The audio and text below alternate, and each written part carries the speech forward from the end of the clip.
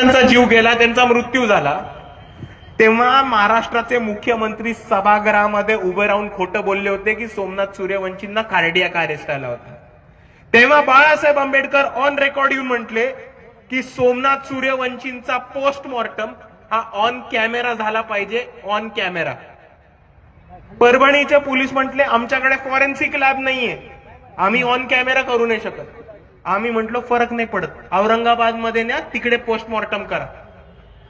औरंगाबाद मध्ये पोलिसांनी व्हॅन द्यायला नकार दिला.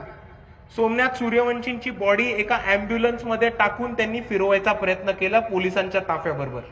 वंचित बहुजन आघाडीच्या कार्यकर्त्यांनी त्यांच्या गाड्या काढल्या, अख्खा ताफा घेतला, पोलिसांच्या गाड्यांचा पाठलाग केला, त्या अँब्युलन्स समोर आडव्या गाड्या उभं करून रास्ता रोको केलं, पोलिसांना थांबवलं, पोलिसांना त्या जीप मधनं उतरवलं, ती अँब्युलन्स उलटी फिरवून औरंगाबाद मध्ये घेऊन गेले. औरंगाबाद मध्ये घेऊन गेल्यानंतर सोमनाथ सूर्यवंशींचा पोस्टमॉर्टम हा ऑन कॅमेरा झाला. आणि जेव्हा सोमनाथ सूर्यवंशींचा पोस्टमॉर्टम ऑन कॅमेरा झाला तेव्हा हे सिद्ध झालं की देवेंद्र फडणवीस खोटं बोलत होते आणि सोमनाथ सूर्यवंशींचा मृत्यू हा पोलिसांच्या मारहाणीमध्ये झाला होता. बाळासाहेब आंबेडकरांनी काळा कोर्ट घातला.